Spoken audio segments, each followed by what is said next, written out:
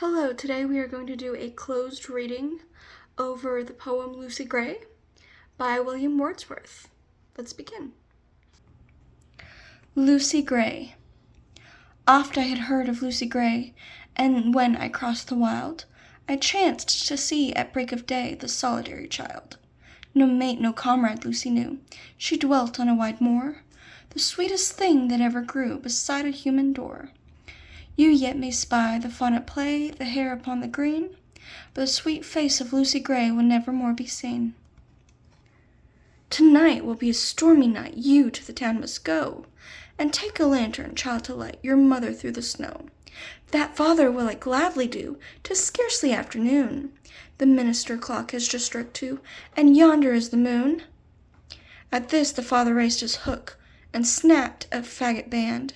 He plied his work, and Lucy took the lantern in her hand. Not blither is the mountain row, with many a wanton stroke. Her feet disperse the powdery snow that rises up like smoke. A storm came up before its time. She wandered up and down, and many a hill did Lucy climb, but never reached the town.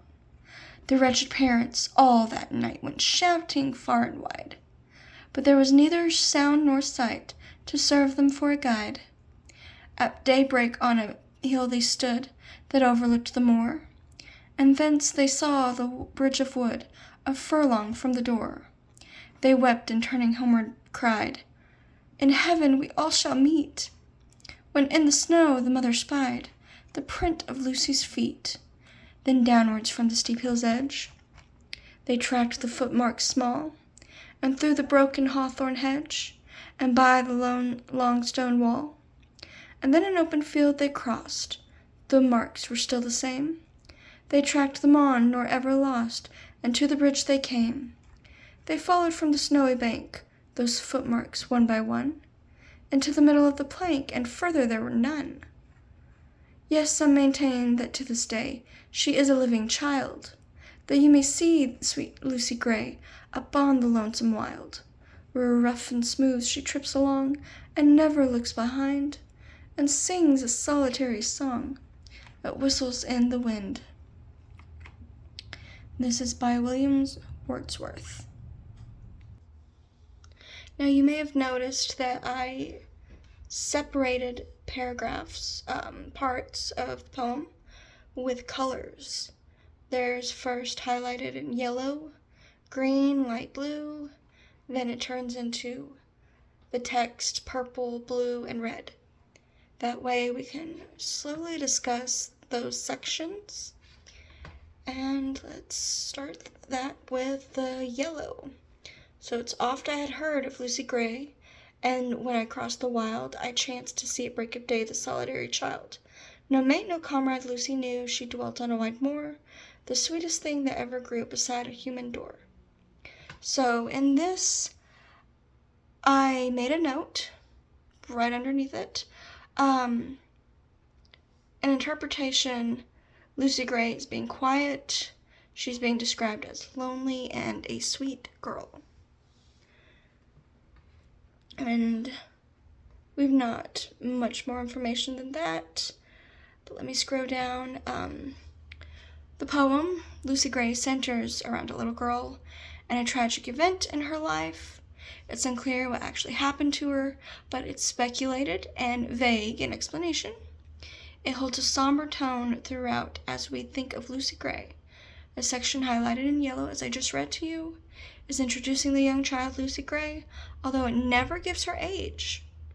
It expresses in fondness how wonderful and sweet she was.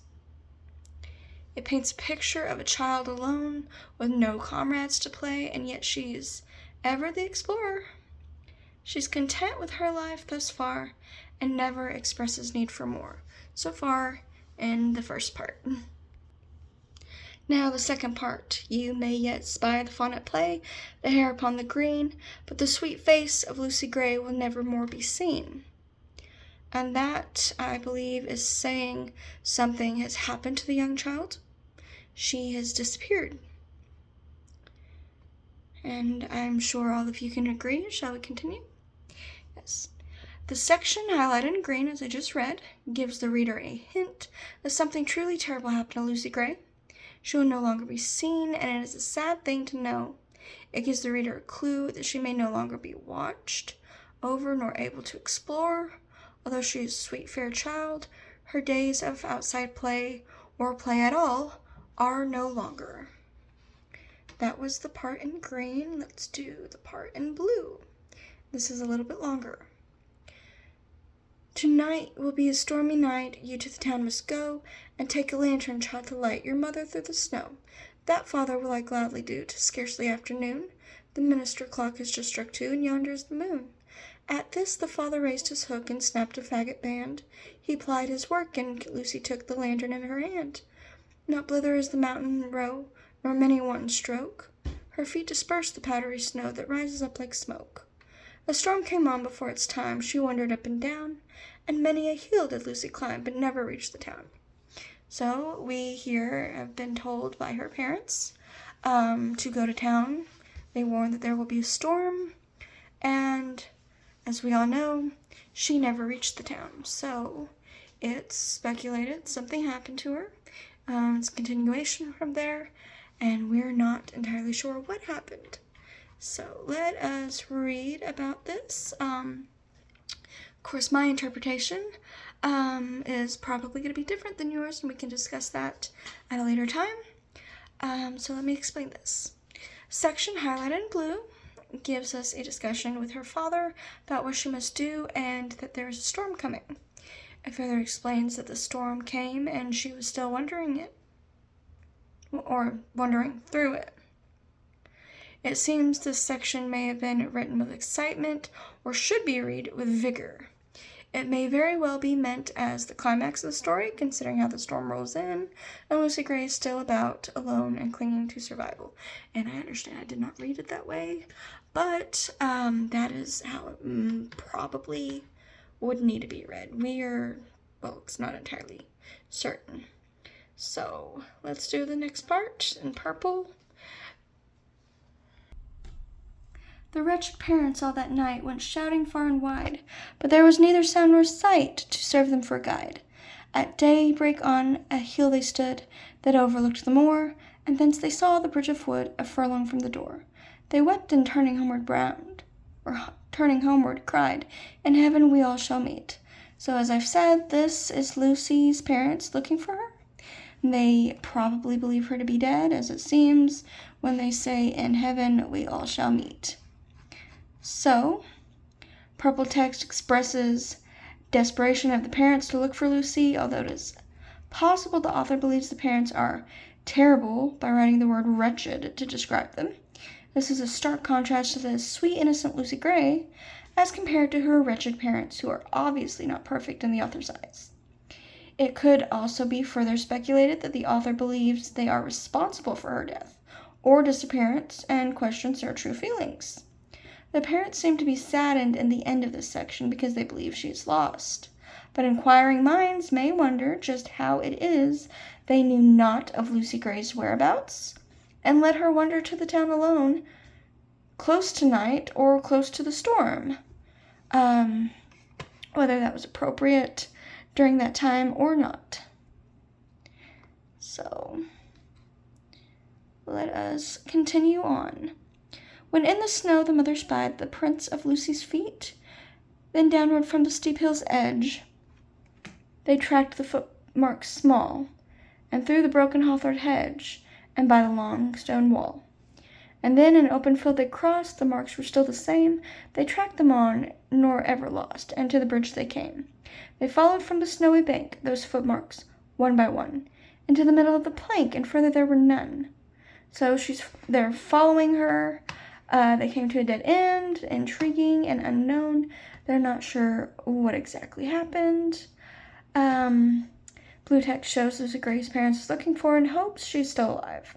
It may also be they are surprised to see her trail and follow it so they may find her. In darker minds, of course, referring to those who really like true crime and such, maybe the parents planned this, or why would they send a little girl out on her own? In other minds, it could simply be a mistake, and something most children did at the period of time. In today's society, of course, we would never desire a child to go on about their own, yet the text simply expresses that she walked for some time before vanishing. And yet some maintain to this day she's a living child, that you may see sweet Lucy Gray upon the lonesome wild, where rough and smooth she trips along and never looks behind, and sings a solitary song that whistles in the wind. So the red text, of course, discusses Lucy Gray and how many believe she is still alive. It's unclear what happened to Lucy Gray. Does her spirit live on? She's precious, but is she lost? Is she a ghost? It may be that she was wandering the wilderness. It's unclear if they are considering her a ghost or spirit in this context. We're reminded of her innocence and that she's a lost and lonely child. The text is filled with a melancholy by remembering a precious little girl.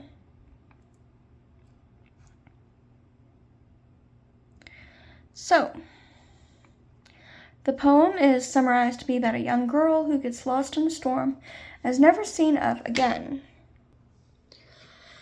Although it could just as easily be about a girl who is growing up, despite her parents' wishes, as I thought whenever I thought more of it. Truly depends on the perspective of the reader and just how deep their understanding goes. This seems to be possibly related to a metaphorical story of a child getting older and leaving the nest, much to the parents' dismay. The story can be interpreted differently, but it stems around a lost little girl of the name Lucy Gray. During the time of Wordsworth, it was not common for young children to be on their own. So we all see in several different shows like Little House on the Prairie, The Waltons, such things as those. It's also evident they loved themes of freedom and solitude, as proved in another poem called I Wandered Lonely as a Cloud. In the poem, it could be possible to view it as a coming-of-age story. Lucy Gray is no longer a child, and she is no longer that innocent young girl, so the sweet face of Lucy Gray will never more be seen. She is getting ready to journey to town or maturity, and her parents no longer have their little girl. They desperately chase after her, but it's futile as everyone grows up eventually.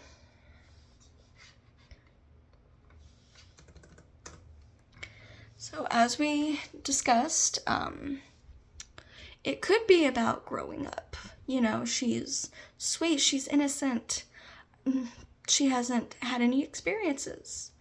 And so her parents are preparing her for the future. She's like, okay, well, you know, here I am. I'm going to wander through the snow. I'm going to wander through my path in life, my journey to be an adult. And although they probably didn't take the greatest approach, I would assume, given the word wretched, she wandered about on her own. It's unclear about what exactly happened. She might have decided just simply to leave the nest her own self, but she later does, you know, she walks on her own.